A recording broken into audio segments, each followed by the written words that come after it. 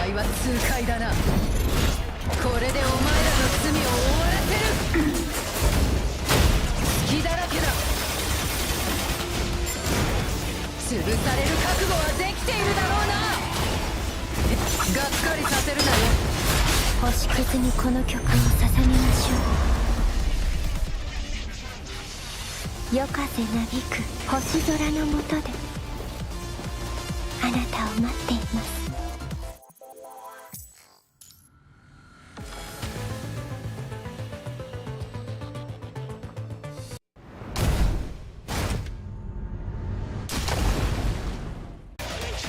この試合は痛快だな。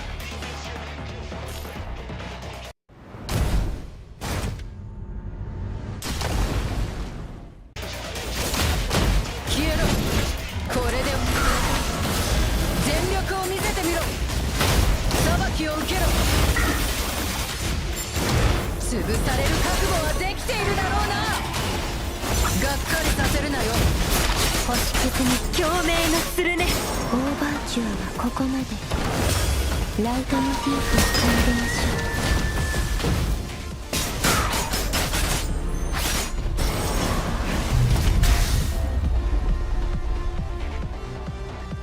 う。夜風なびく星空の下であなたを待っています。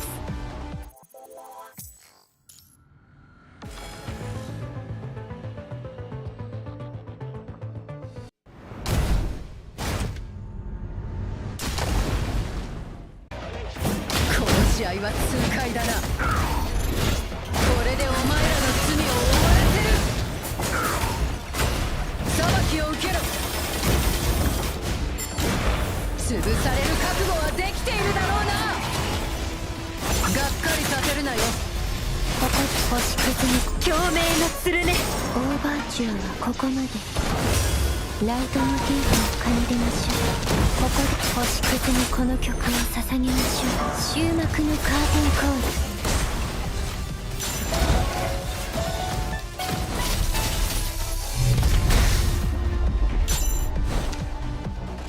ル。幕引きにて演目終了。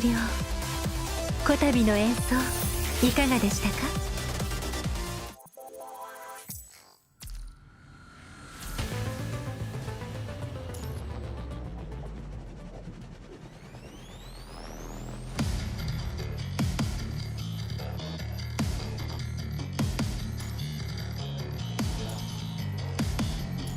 私のリズムお気に召していただけると良いのですね。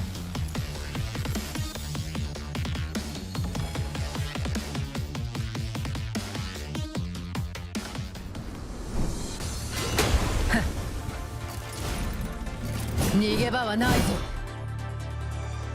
消えろ。これでお前らの罪を終わらせる。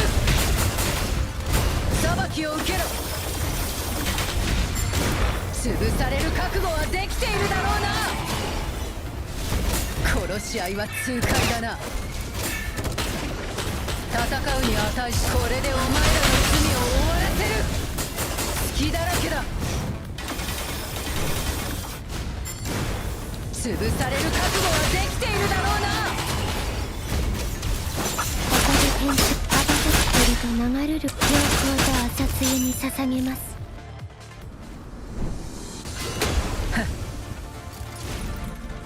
逃げ場はないぞ。消えろ。これでお前らの罪を終わらせる。全力を見せてみろ。裁きを受けろ。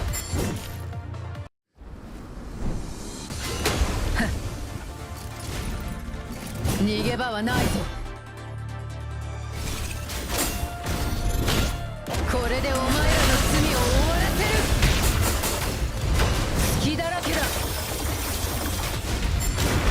潰される覚悟はできているだろうな。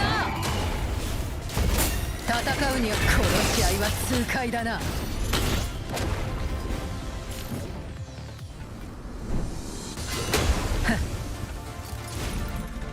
逃げ場はないぞ。これでお前らの罪を終わらせる。全力を見せてみろ。潰される覚悟はできているだろうな。消えろ。殺し合いは痛快だな。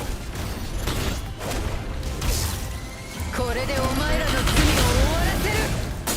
裁きを受けろ。潰される覚悟はできているだろうな。がっかりさせるなよ。星屑に共鳴の鶴ね。オーバーチュアはここまで。ライトモチーフを奏でましょう。ここで星屑にこの曲を捧げましょう。終幕のカーテンコール。放煙は四面楚眉の金箔。乱舞と解く。轟音に散れ。残響に乗せて全て滅びなさい。剣の調べは連綿と。これでお前らの罪を終わらせる。隙だらけだ。潰される覚悟はできているだろうな。消えろ。戦うに値し脆弱なゴミが。これでお前らの罪を終わらせる。裁きを受けろ。グレースノートを添えましょう。潰される覚悟はできているだろうな。がっかりさせるなよ。星屑に共鳴のするね。オーバーチュアはここまで。ライトモチーフを奏でましょう。ここ星屑にこの曲を捧げましょう。グラーベフォルティッシモ。放煙四面楚眉の金箔。乱舞と解く。轟音に散れ。残響に乗せて全て滅びなさい。戦うには消えろ。これでお前らの罪を終わらせる。裁きを受けろ。潰される覚悟はできているだろうな。消えろ。殺し合いは痛快だな。これでお前らの罪を終わらせる。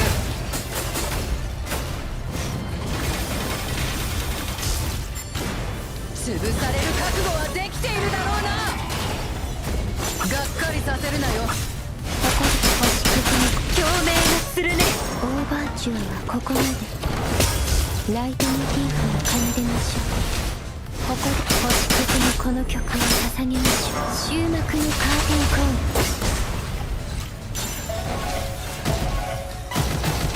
四面眉の金箔。乱舞と解く。轟音に散れ。残響に乗せて全て滅びなさい。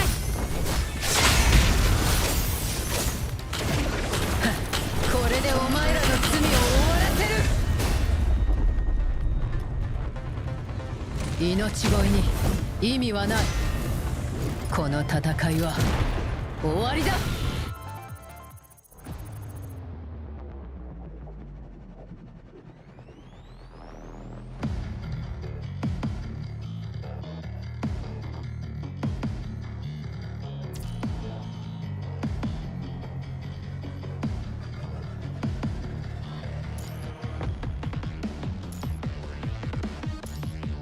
オッケー。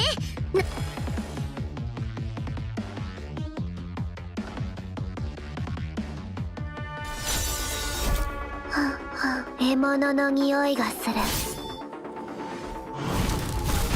運命を変えるため当たり。よい。狩りが始まった。承諾書。アルティメットスペクタクル。やー。よーく見ててね。承諾書。アルティメットスペクタクル。やー。説明。よいしょっと。承諾書。アルティメットスペクタクル。やー。風より解かれし力。我が刃と化せ。生死に宿命の風は私が断ち切る。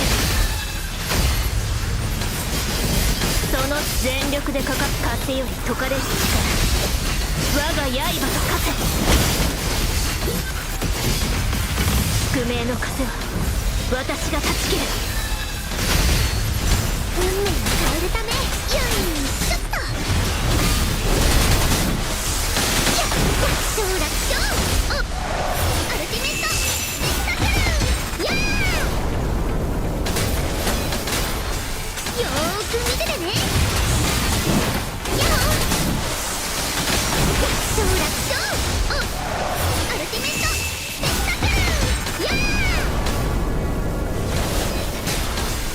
ファーストトラブル。楽勝楽勝。おアルティメットスペクタクル。やーよいしょっと。楽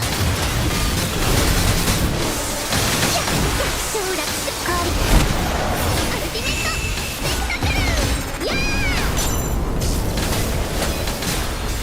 よいしょっと。楽勝楽勝。オールクリア。狩りが始まった。アルティメットスペクタクル。やー風より解かれし力、我が刃と化せ。生死にか何宿命の風は私が断ち切る。その全力でかく風より解かれし力、我が刃と化せ。宿命の風は私が断ち切る。来たなー。よい隙だらけ。楽勝楽勝。おアルティメットスペクタクル。やー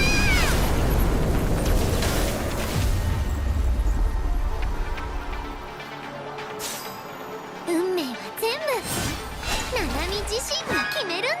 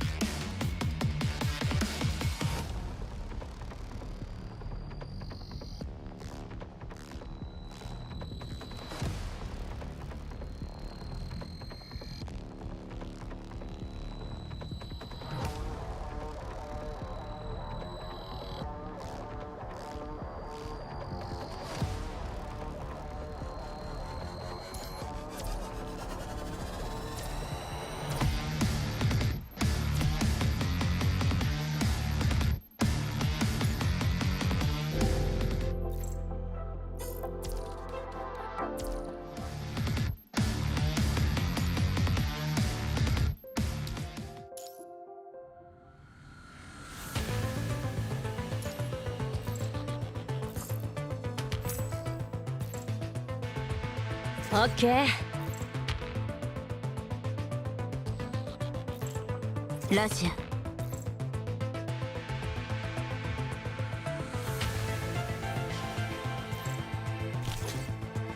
ご指示をどうぞ。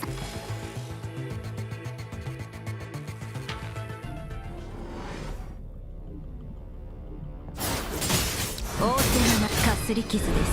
任務に影響はありません。話になりません。ご機嫌に。裏切り。はい、ご主人様。カフシアリング。脇が甘すぎるって。あんまり気を少すなよ。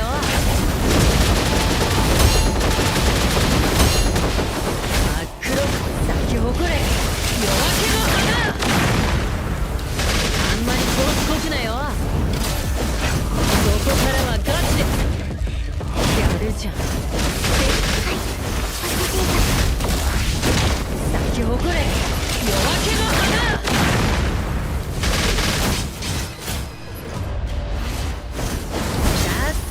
けを認めなって。あんまりどうしてわかんないなって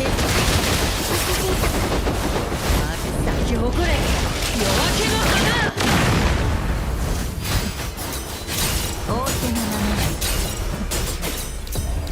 私は裏切り者。はい、ご主人様。カットシアリング。応戦かすり傷です。任務に影響はありません。ごめんね。ここからはガチで行くよ。真っ黒に咲き誇れ夜明けの花。あんまり調子こくなよ。お掃除完了っと。どう？少しは温まった？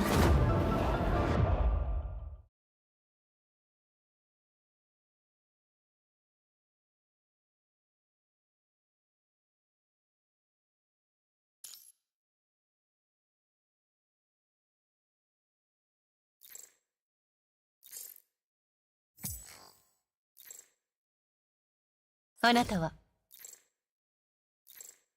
他人の思い。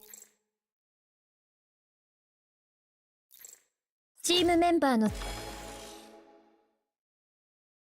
むやみにもがく虫けらに存在する価値があって、これが九龍の意志。刃の上ではお前らの弱み、闇を増やす。いや、俺こそ闇だ。防御の隙を見つけました。高出力作戦回路ロックオン解析。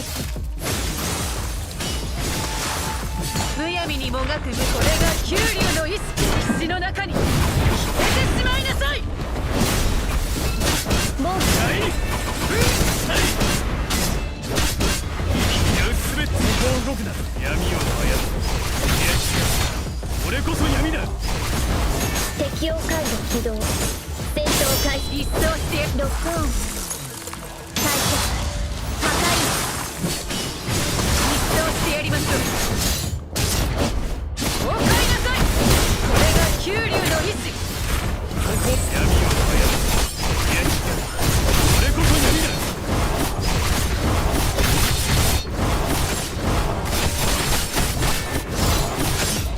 適用回路動作成高出力作戦回路アクティベロックオン解析。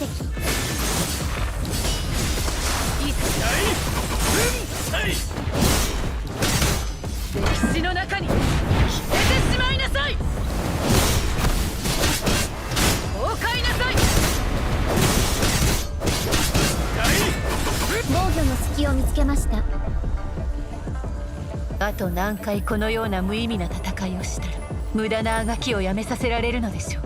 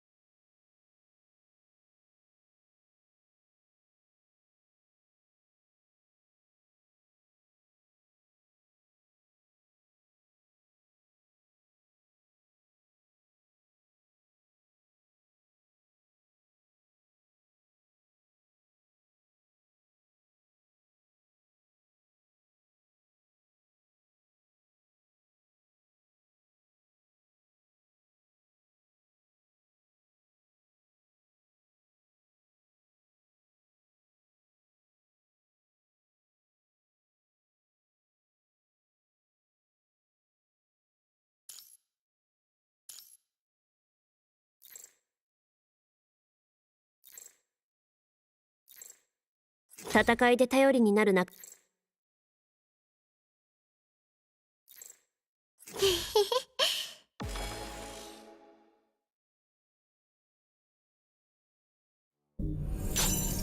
魂は白き弱夜に燃えています。共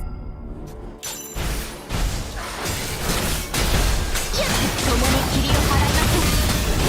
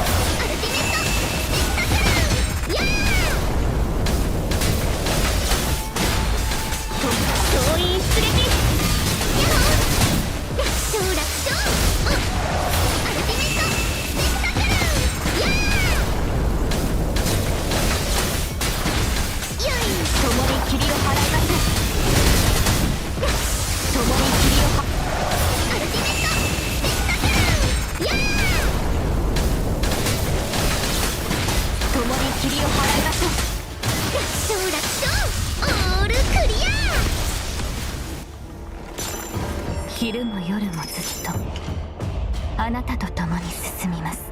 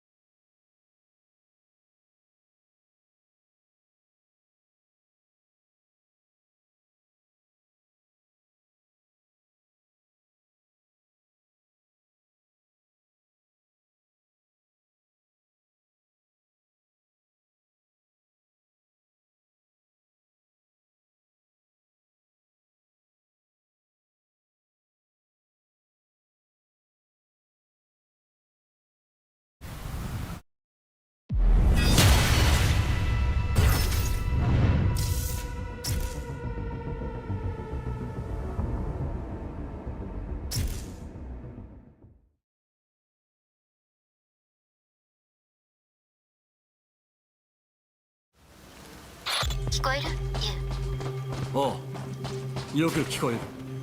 じゃあリュウにはこれから3つの祠を目指してもらう。リュウは道中の敵を倒して安全を確保して。それじゃあまた後でね。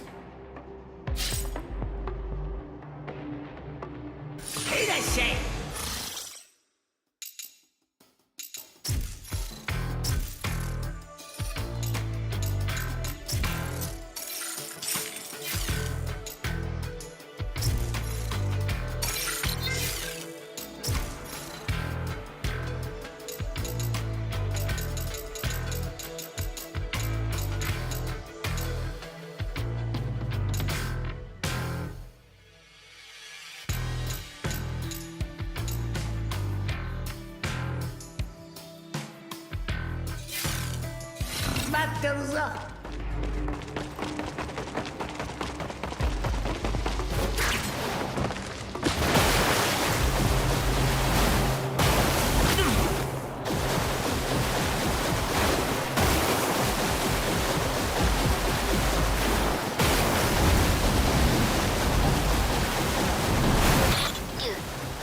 祠に着いた後だけど、私が黒龍の封印を施す。これで封印が解かれない限り黒龍が復活することはない。ただ祠の近くは魔力に満ちた聖域。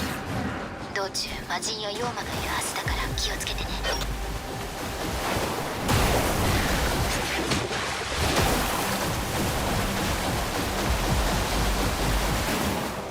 冥界門。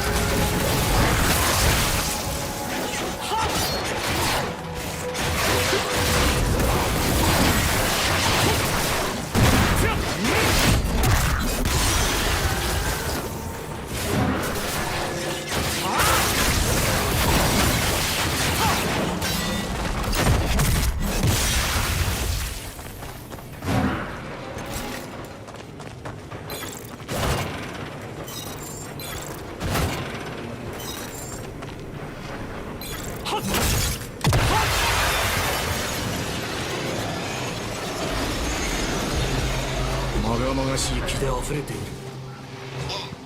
竜、最新部の敵を倒したら合流しましょう。その後私がそいつを重複するわ。重複した魔人や妖婦には祠を守らせる。これで封印には誰も近寄れないはず。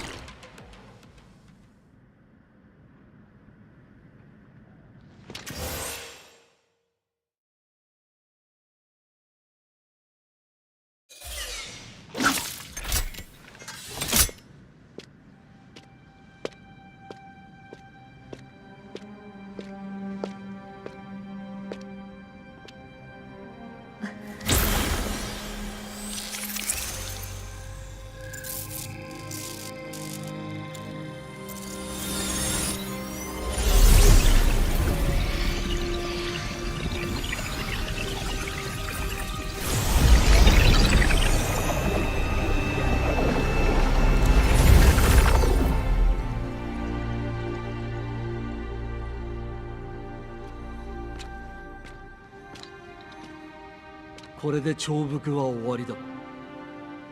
そうね。各地の強力な魔人や怨念を封印の番人に据える。さ、次に行きましょう。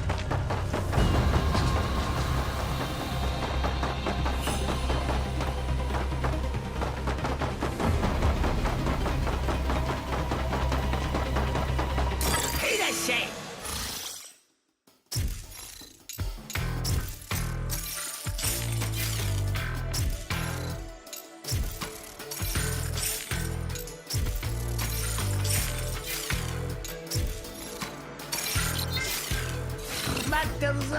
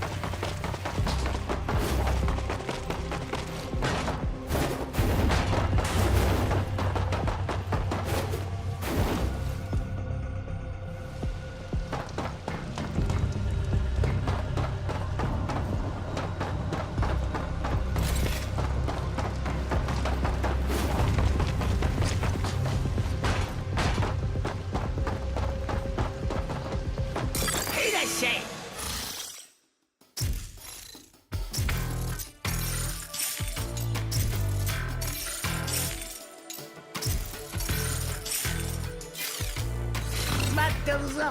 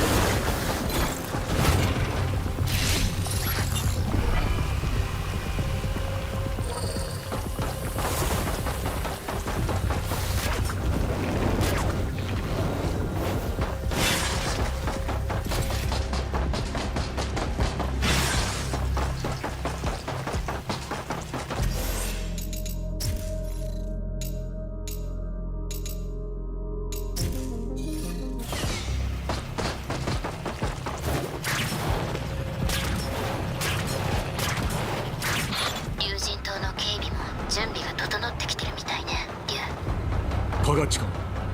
ええ。でも祠の近くには警備兵はいないみたい。あいつの邪魔になるかもしれないからって。祠はあと2つだ。急ぐぞ。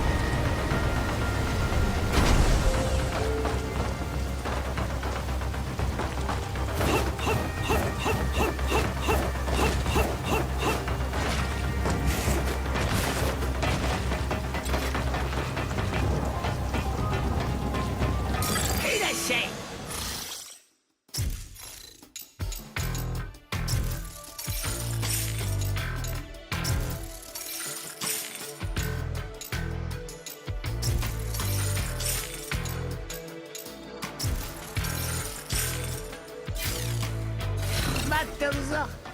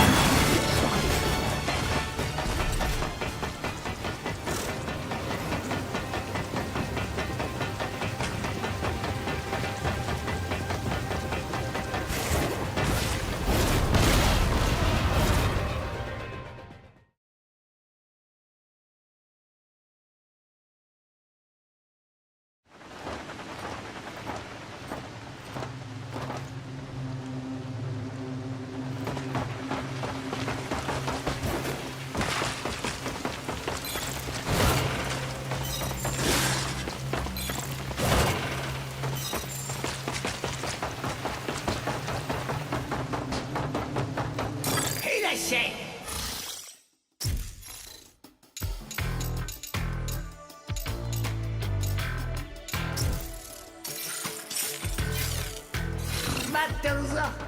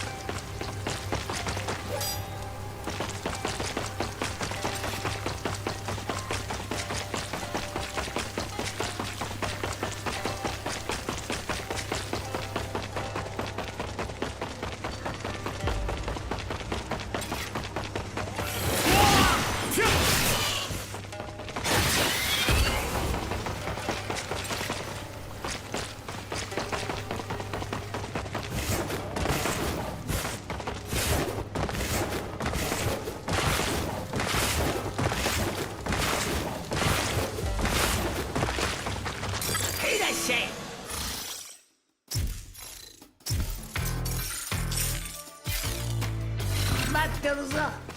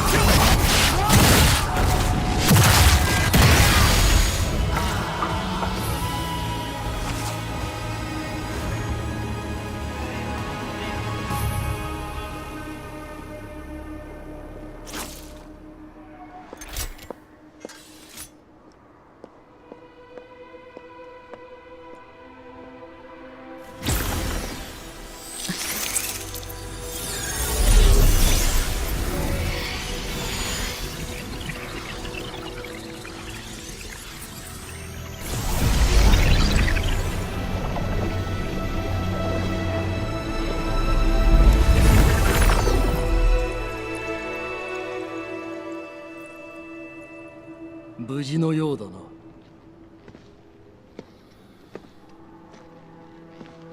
ええ、平気。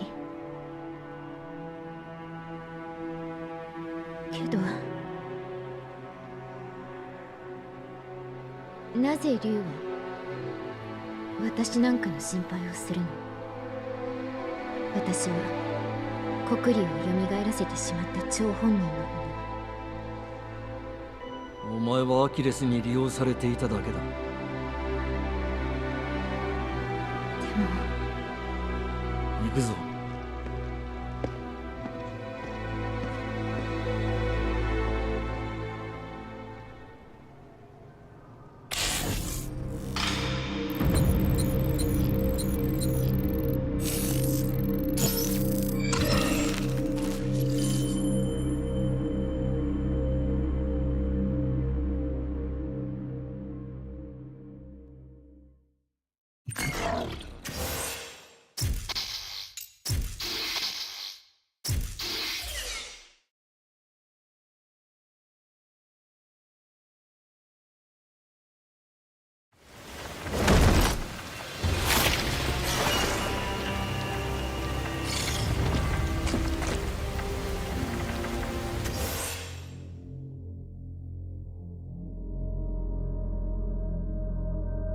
Alright, I think that's gonna do it for now. I think I've reached my gameplay limit. The IRL stamina bar is a little bit drained right now.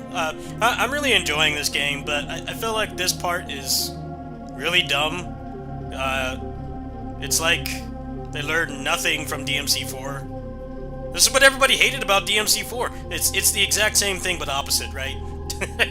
You know, Nero was limited, but the game was designed around him, so it didn't really matter as much as people said. And you played as Dante, and you had so many options, but you're just going through half the game again. In this game, the new character has everything. The game is also, you know, more designed around him, and then Ryo has nothing. And you're going through the same levels again, the same bosses. It really feels like they just had pressure. Maybe they wanted to make this like the longest Ninja Gaiden campaign or something, but there just wasn't budget or time or resources to do it. So that's how you end up with him with one weapon, and he doesn't even have any levels to himself. He's going through the same assets repeated, the same bosses repeated. There's like no new enemy types as well. The game was introducing new enemy types like all the way until the last mission where you played as Yakumo, and now it's just recycled enemies again. And I just played through Double Dragon Revive earlier this week. It was the exact same problem.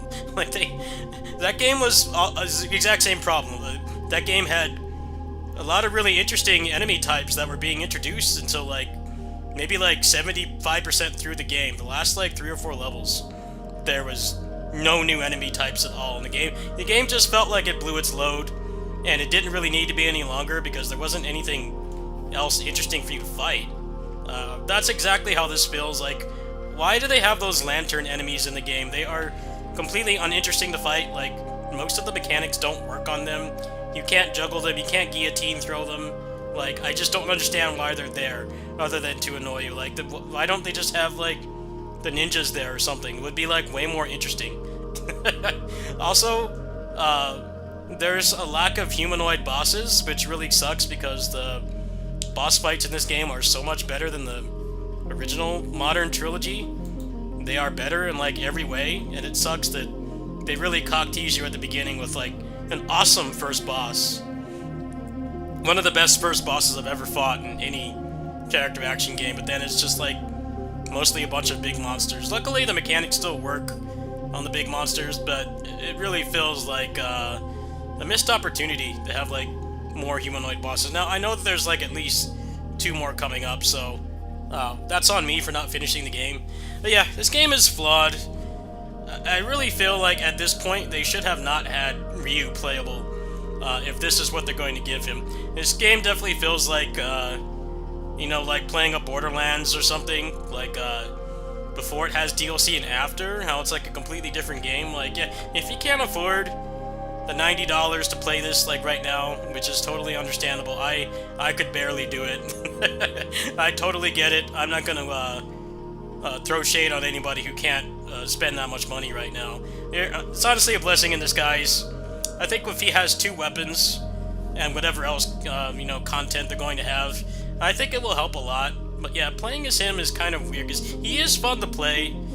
He doesn't feel completely gimped, and you know, he can still engage with all the mechanics and stuff. So it's not like Dante, where like Dante was weird because he had like 10 times the options of Nero, right? But like none of the enemies were designed to be fought by him at all. You know, like blitzes, for instance, how you could just you know, do like 3 busters in a row and just kill them with a charge shot, and then he can't do that. It takes him longer. So it's better designed than that, but it's very weird to like. Obviously, the people that made this game have looked at the Devil May Cry series, especially with like how the combat system works and stuff, where there's like more air combos and style switching. It's basically ripped straight from DMC, but you know, it still has the Ninja Gaiden touch to it, right? Like the enemies aren't punching bags, which is cool. I think the combat in this game is really exhilarating, and there's lots of room for you know, skill ceiling, and then also player expression. It feels a lot better than the old games to me, but it's very strange to just repeat that same mistake. Like, dude, I've been on the internet for like 30 years, right? And I remember, I mean, back when I started this channel, I remember playing DMC4, and people hated how, you know, you played through one half of a game twice, and now they're just doing it again. Now this is a little bit more abridged. You know, he doesn't have as many cutscenes. You know, he doesn't really have to do a lot of the traversal and stuff, but it is still just the same stuff again, and I really don't get it.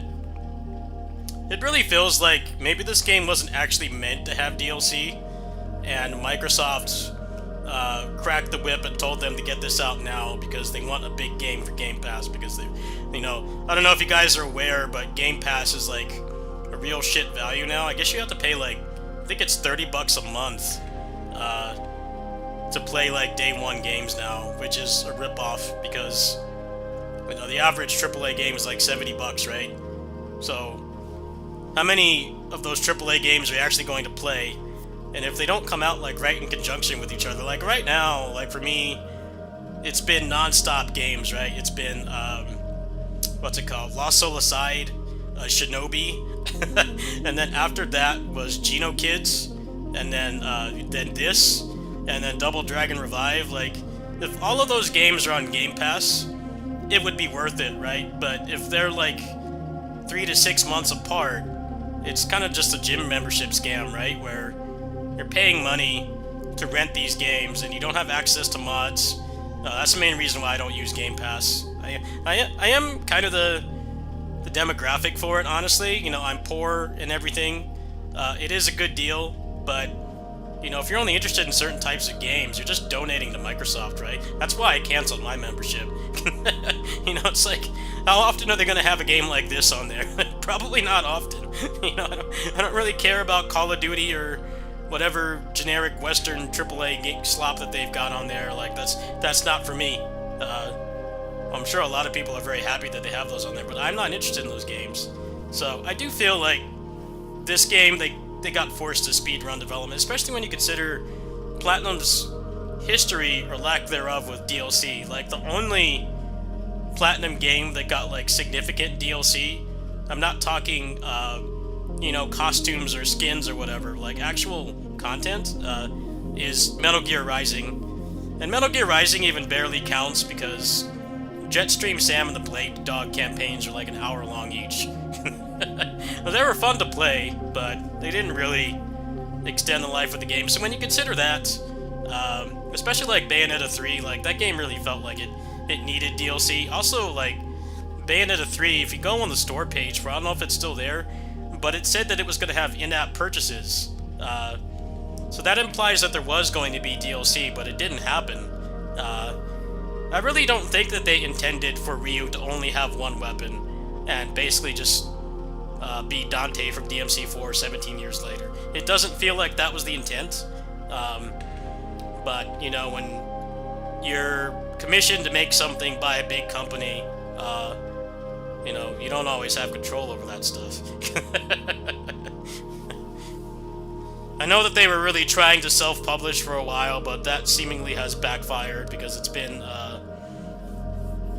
You know, Babylon's Fall, which was nowhere near as bad as people said it was. I played that game and I beat it. You can go watch my footage of it from a couple years back. The game wasn't bad, but it got screwed over by the publisher. And then also, like I was mentioning earlier in my rants, that game also got killed by clickbait YouTubers who said it was pay to win. And I put up a video saying that it was not pay to win. There was nothing in that battle pass that was a distinct advantage. Your average gacha game, even something that's like barely predatory like PGR, like what I was playing at the beginning of the stream, like that only gives you like, you know, 10-20 pulls. It's not much. It wasn't even to that level. It was like, from what I remember, it was like basic gear and stuff, and you had all these open mouth thumbnail fuckers saying it was pay to win. Like, did you even play the game? It was not pay to win. There was nothing in that game that was pay to win. But, you know, people latch onto those opinions, and that didn't help. It's not like those clickbait YouTubers killed the game, but it did piss me off because I put a significant amount of time into it, and there was nothing in that game that was pay to win. But yeah, they don't, like, usually do DLC, so the fact that this has it, and it's supposedly substantial, even though they've said, like, very little about it, we don't even know when it's coming, is very strange. But I'm willing to bet, I mean, a lot of the old heads at Platinum are gone, right? Like, Kamiya's gone, Tara's gone as well, the guy who directed Astral Chain. Like, they both got poached by other companies. But I do think that they still have that philosophy, because even going back a couple years to Bayonetta 3, like, that didn't get DLC, and everybody asked for it, right? People wanted more weapons. The thing about Bayonetta 3 is the combat actually is fun. It was held back by the hardware. Now, with the Switch 2, that does get rid of that. The problem with Bayonetta 3 is all the shit mini-games that make it not fun to play, and it definitely could have used like a DLC mode or something. You know, they don't traditionally do DLC. DLC in Platinum games, even when they're like published, is usually just like skins or something like minor. You know, if you don't get the pre-order bonus or something, it's not like you're missing out on content. But yeah, this game does feel like, you know, ironically, another fourth installment that came out this year, what's it called? Borderlands 4. Everybody's saying there's, like, good things about it, but, you know, if you can't buy it until the DLC is out, you're not really missing out on much. That's exactly how this game feels. It's a complete game, but Ryu just really does feel sidelined, and they put a lot of effort into his moveset. He's really fun to play, but I don't know. I'm just having deja vu to playing DMC4 in 2008. Like, wait, what? I just go through the second half of the game again? I go through the first half of the game again? Like, why? And then, like, wait a minute. Why does Dante have, like, 6 weapons, but he takes these enemies out slower than Nero, who had 1, and, like, a tenth of the moveset? This game doesn't have that problem. He can still kill stuff quick. I think that that's one thing they learned from playing DMC4, is, like, don't make the character who gets sidelined, you know, worse. Make sure that the enemies can actually still die quick. Perfect example is, like, you know, the Mephistos in DMC4, how Nero can basically delete them instantly, and then with Dante it's way more difficult. The blitzes as well. It's not like he can't do it, but you can tell, even playing optimally, that the enemies were not, their movesets and stuff were not designed around him. I haven't really encountered that yet. I'd say the biggest issue is this right here. You have to unlock shit that you had on Yakumo again, and it just feels very limiting, and it's like not even really rewarding to get it, because you just find them in chests. Like, why do you find them in chests? Why does he get the ability to, like, perfect block from a chest? That just makes no sense. You should already have that, and there should be, like, more interesting moves. It just feels very flawed. But, like, maybe they intended for this to be, like, they intended for this to be, like, the biggest Ninja Gaiden game, you know, with, like, more, you know, campaign length and stuff, but there just wasn't the ability to do it for a number of reasons. I do think that they really did want this to be out like right when they announced the price hike for Game Pass, because everybody is understandably furious about that. I don't know if you guys know, but they like doubled the price or something, and like the site to cancel it wasn't working for hours. That should tell you something. So like, I don't have any inside information, but I do feel like maybe that's why. You know, maybe if we have this big game that's like not really mainstream. I mean, action game mainstream is not CAG now, right? It's pretty much roll slop. But you know, there hasn't been a new Ninja Gaiden in 13 years, so I guess they thought that maybe this would soften the blow, but apparently not. Because, like I said, everybody canceled their Game Pass. So I'm like, yeah, I don't blame you. You gotta consider it takes like 3 months. If it's $30 a month, then it takes 3 months to pay off an expensive game like this, a AAA game that's on Game Pass. And then, like, you know, everybody has different tastes, right? Like, you know, people that like FPS games, or people that just like stuff like this, like me. There are people that like smaller games like me as well. Like, I could probably get more money off Game Pass than the average person, because I like small games. I like big games like this, but a big chunk of what I play every year is not big games like this. It's a lot of smaller games. You know, I played Geno Kids. Geno Kids is like made by like 2 people, and they only got like a couple $10,000 to make that. Wendigo Blue I played this year as well, made by one guy. Like Spirit X Strike as well. Here's another CAG that came out this year, made by one guy. Like, if they had those on there, it'd be worth it. But yeah, it's pretty clear that they weren't able to do what they wanted with this. I think they knew full well that sidelining Ryu like that was not going to go over well, but I don't really think it was their decision. I would be shocked if it was. A lot of people don't understand, like, why they say, you know, for games and stuff, we didn't have enough time. And some people will be like, why don't you just work on the game longer? It's like, well, they've got, like, you know, the shareholders and the publisher and stuff. You know, we want the money now. We don't want you to work on it for another year. That's kind of why, like, it's pretty obvious that Virgil was supposed to be playable in DMC5, but, you know, they wanted it out, you know, at the beginning of the fiscal year. So they put it out, and then, like, everything pointed to him being playable, right? Like, I mean, people, before Special Edition and the Virgil update, people were playing as his boss version. He was relatively playable with just the stuff he had from the boss moveset. So you can, like, really tell that he was supposed to be playable, but there were a number of factors, like, you know, wanting the game out at the beginning of the fiscal year, and they didn't have Virgil ready, and then, you know, the PS5 launch as well. PS5 launch was a lot like the Switch 2 launch, with just games that you could already play with, like, maybe 10% more content. I do feel that that was part of it as well.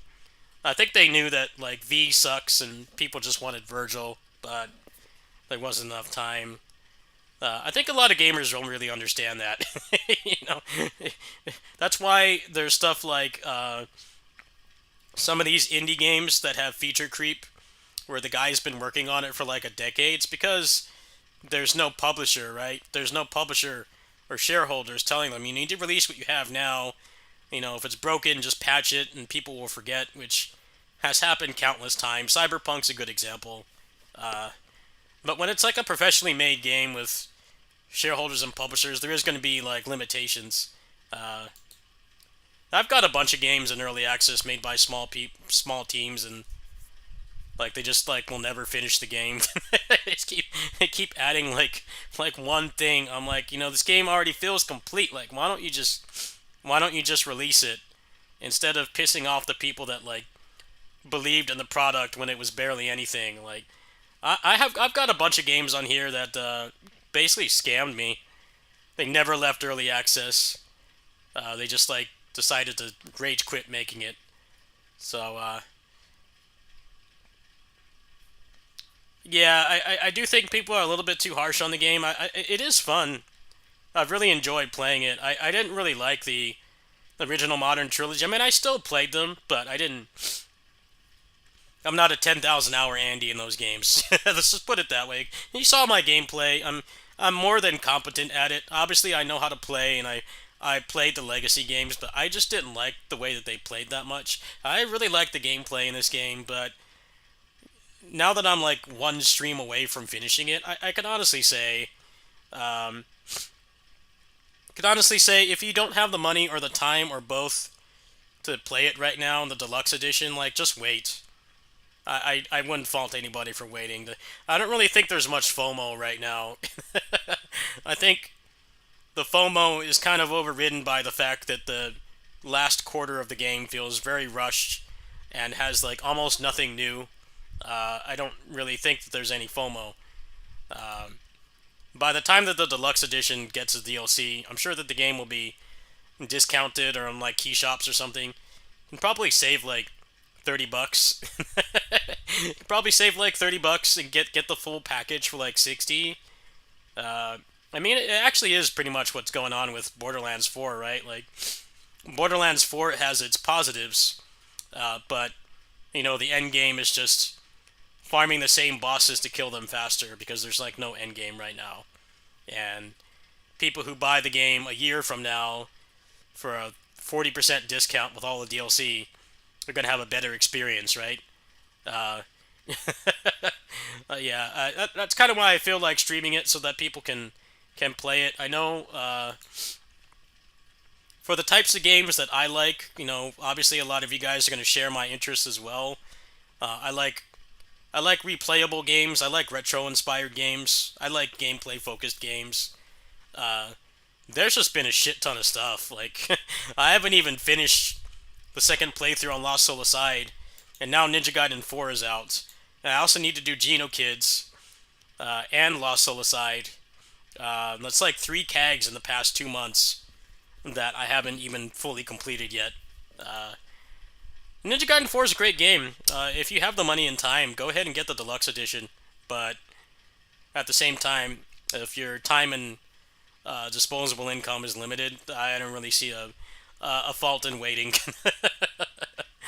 Ryu just he doesn't feel bad to play. That's what's weird. It's just that he's just going through the same stuff again, and they don't even like put interesting enemies in there. Like, those lantern enemies are like one of the worst character action game enemies.